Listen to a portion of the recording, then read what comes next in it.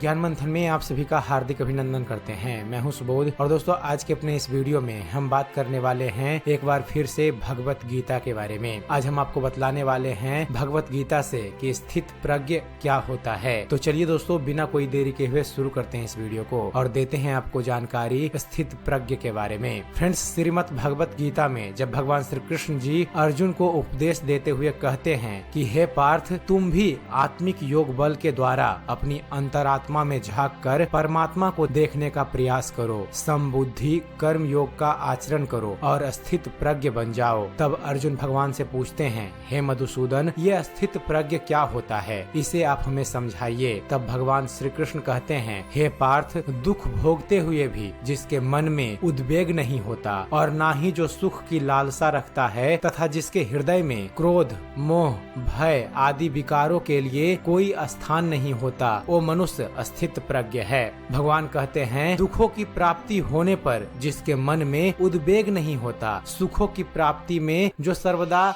निष्प्रिय है तथा जिसके राग, भय और क्रोध नष्ट हो गए हैं, ऐसा मुनि स्थिर बुद्धि कहा जाता है। तब अर्जुन बोलते हैं, हे प्रभु, आप हमें इसे समझाकर और आसान भाषा में बताइए कि कैसा होता है स्थित प्रज्ञ। तब भगवान श्री कृष्ण बोलते हैं, पूर्वार्थ, स्थित प्रज्ञ महापुरुष सुख दुख प्रत्येक अवस्था में आत्मिक शांति प्राप्त कर लेते हैं। परम आनंद में लीन होने से ऐसे मनुष्य को सुख दुख कभी विचलित नहीं करते। ऐसे स्थित प्रज्ञ मनुष्य का मन उस दिए की भांति होता है जिसकी लौ स्थिर होती है, कभी डोलती नहीं। तब अर्जुन पूछते हैं, हे मधुसूदन, तुम कहते हो स्थित प्रज्ञ बनने के लिए मन के दिए की ज्योत को स्थिर रखो, अर्थात मन को इधर उधर डोलने मत दो। इसका अर्थ तो ये हुआ कि कर्म करते समय बुद्धि की बात मानो, मन को बुद्धि के अधीन रखो, यही ना।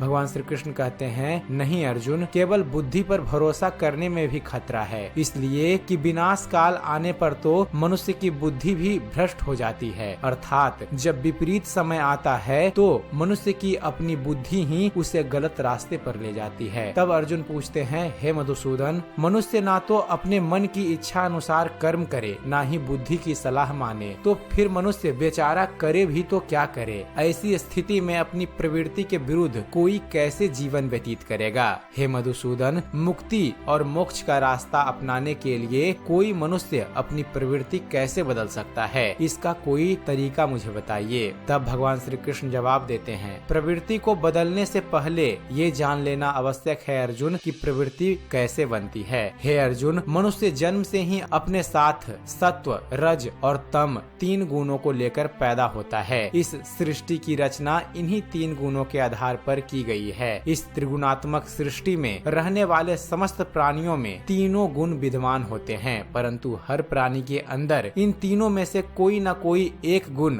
अधिक प्रधान होता है और जिस गुण की प्रधानता अधिक होती है उस प्राणी का चरित्र वैसा ही बन जाता है। रजोगुण प्रधान पुरुष को ऐश्वर्य, ठाठ बाट और राजपाट की लालसा होती है। तमोगुण वाला व्यक्ति आलसी और प्रमादी होता है। द्वेष और क्रोध जैसी नकारात्मक भावनाएं उसमें कूट कूट कर भरी हुई होती हैं। सतोगुण ही उत्तम गुण है। सात्विक मनुष्य सीधा और सच्चा होता है। वैसे तो हर मनुष्य के स्वभाव में तीनों गुण कुछ न कुछ मात्रा में होते हैं, परंतु जिस मनुष्य में जो गुण प्रधान होता है वो ऐसा ही हो जाता है। उसकी जैसी प्रवृत्ति होती है वैसी ही रुचि हो जाती है। तो हर मनुष्य अपनी प्रवृत्ति और रुचि के अनुसार ही कामना करता है। इसके बाद अर्जुन भगवान से पूछते हैं, हे केशव, आप कहते हैं कि हर प्राणी अपनी अपनी प्रवृत्ति के अनुसार अलग अलग कामना करता है, परंतु मेरे विचार में प्राणी में चाहे कोई भी गुण प्रधान हो, उसकी कैसी भी प्रवृत्ति हो, फिर भी हर प्राणी एक ही तरह की कामना करता है, अर्थात हर प्राणी सुख की कामना करता है, दुख की कामना कोई नहीं करता। वो कभी दुखी नहीं होना चाहता, इसलिए सुख की कामना करता रहता है, चाहे वो मनुष्य राजा हो या रंक हो, स्त्री हो या पुरुष हो। तब भगवान कहते हैं, तुम ठीक कहते हो अर्जुन कि सब सुख की कामना करते हैं, परंतु सुख की परिभाषा हर एक व्यक्ति की प्रवृत्ति और रुचि के अनुसार बदल जाती है। एक साधु पुरुष को दूसरे को सुख देकर सुख मिलता है, दूसरे की सहायता करके वो खुश होता है, और एक नीच प्रवृत्ति वाला मनुष्य किसी को दुख देकर सुखी होता है। दूसरा सुखी हो तो उसे दुख होता है। इसके लिए सुख और दुख की परिभाषा अपनी अपनी प्रवृत्ति और रुचि के अनुसार हर प्राणी प्राणी के लिए अलग अलग है। वैसे भी किसी को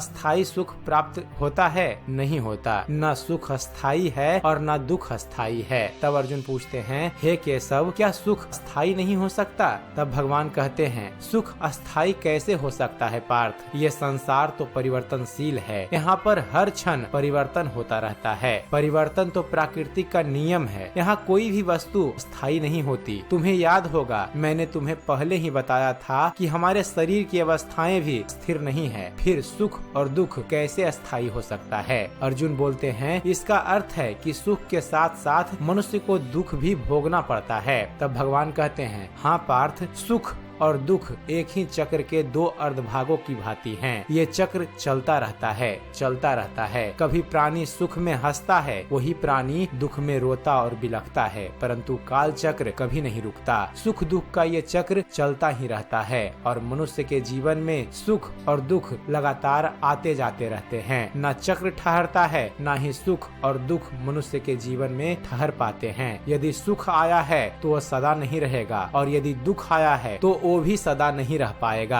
इसलिए हे पार्थ, अनासक्ति योग के द्वारा कामनाओं पर विजय पाना अति आवश्यक है, क्योंकि कामनाओं की पूर्ति होकर भी कभी नहीं होती। मनुष्य बूढ़ा हो जाता है, परंतु आसक्ति जनित कामनाएं उसका पीछा कभी नहीं छोड़ती। पार्थ, एक कामना अनेक कामनाओं को जन्म देती है। हर कामना के साथ मनुष्य की तृष्णा और भी ज्यादा बढ़ जाती है और तृष्णा के साथ असंतोष भी बढ़ता जाता है। फिर ऐसे असंतुष्ट मनुष्य को जो कामना से ग्रस्त है, उसे उचित अनुचित का विवेक नहीं रहता। पार्थ, इसलिए मैं तुमसे कहता हूँ कि तुम अपनी कामनाओं को त्याग करके स्थित प्रज्ञ बनो। स्थित प्रज्ञ कर्म की चरम अवस्था है। तब अर्जुन भगवान से पूछते हैं, हे मधुसूदन, तुम तो कहते हो कि कामनाओं का त्याग करके स्थित प्रज्ञ बन जाओ, परंतु स्थित प्रज्ञ बनने के लिए सबसे आवश्यक क्या है? तब भगवान श्री कृष्ण कहते हैं, स्थिर बुद्धि। तब अर्जुन पूछते हैं, परंतु मनुष्य अपनी बुद्धि को स्थिर कैसे रख सकता है? इस पर भगवान श्री कृष्ण जवाब देते हैं, आशा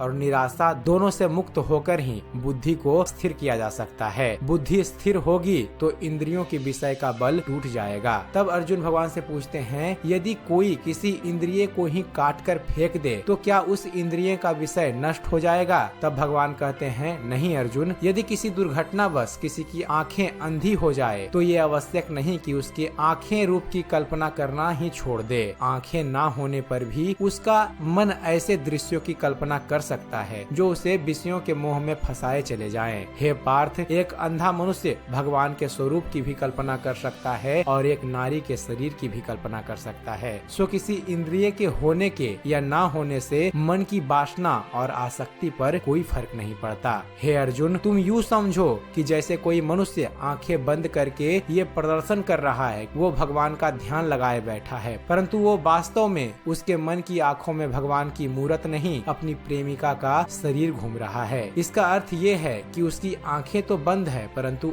आंखों के विषय उसे फिर भी भ्रमित कर रहे हैं। हे अर्जुन, कई लोग अपनी इंद्रियों पर बड़ी कठोरता से निग्रह करने के लिए बड़े कठिन व्रत उपवास रखते हैं। कई दिनों तक खाना पीना छोड़ देते हैं। फिर भी यदि उनका मन भांति भांति के स्वादिष्ट भोजनों की वासना में ही अटका रहे तो हठ के द्वारा किए गए इस व्रत उपवास का क्या लाभ है? ऐसे लोग हठ के द्वारा अपनी इंद्रियों को सुखाकर निर्बल कर लेते हैं, परंतु इससे विषयों की आसक्ति का त्याग नहीं हो सकता। याद रखो, विषय से अधिक खतरनाक है विषयों की आसक्ति, और विषयों की आसक्ति का त्याग केवल इंद्रियों के निग्रह से नहीं हो सकता। आसक्ति का त्याग केवल मन के निग्रह से होता है। जब मन निरासक्त हो जाए तो इंद्रियां अपने अपने विषयों को भोगती हुई इन विषयों से निरासक्त रहती है। जैसे कमल का फूल पानी के अंदर रहते हुए भी सूखा ही रहता है, जल की एक बूंद भी उसके पत्ते पर नहीं ठहर सकती। इसलिए मैंने कहा कि पहले ज्ञान के द्वारा बुद्धि को स्थिर करो। बुद्धि मन को स्थिरता देगी, फिर मन इंद्रियों को इस प्रकार विषयों से खींच लेगा जिस प्रकार एक कछुआ खतरे की जरा सी आहट पाते ही अपने अंगों को अपने भीतर समेट लेता है। भगवान कहते हैं, कछुआ चारों ओर से अपने में अंग समेट के बैठे, जैसे सारे भोगों से खींच के इंद्रियां एक अस्थित प्रज्ञ रहे अस्थिर, ऐसे इंद्रियां जिसके बस में रहे वो स्थित प्रज्ञ अनिस्थिर, कैसे मेरे परायण होके जो बैठे मुक्त रहे वो अधर्म के भय से, मेरे शरण में आके जो बैठे मुक्त रहे वो आत्मा के जैसे। भगवान कहते हैं, हे पार्थ, अस्थित प्रज्ञ मनुष्य की बुद्धि स्थिर रहती है, अपने मन पर उसका नियंत्रण रहता है। अस्थित प्रज्ञ को भोग और उपभोगों में रस आसक्ति नहीं होती। वो शुभ अशुभ वस्तुओं की प्राप्ति होने के बाद भी न प्रसन्न होते हैं और न दुखी होते हैं। पार्थ, ऐसे महापुरुषों को पूर्ण विश्वास होता है कि ईश्वर सदा सर्वदा उसके साथ है, इसलिए वो किसी भी परिस्थिति में विचलित नहीं होते। अर्जुन कहते हैं, ये कहना आसान है केशव, साधारण मनुष्य के लिए इस मानसिक स्तर पर पहुंचना बहुत कठिन है। इसके लिए सांसारिक मनुष्यों को किसी दैवीय सहायता की आवश्यकता होगी। तब भगवान कहते हैं, तुमने ठीक कहा अर्जुन, भागवत कृपा के बिना कोई भी कार्य सिद्ध नहीं हो सकता। इसलिए मनुष्य को अपने पुरुषार्थ के साथ साथ प्रभु की भक्ति का भी आश्रय लेना चाहिए। हे अर्जुन, परमात्मा की भक्ति करने से मन सात्विक हो जाता है और विषय शक्ति पूर्णतः समाप्त हो जाती है। अर्जुन फिर भगवान से पूछते हैं, यदि आसक्ति का नाश नहीं हुआ तो? तब भगवान कहते हैं कि हे अर्जुन, अगर आसक्ति का नाश नहीं हुआ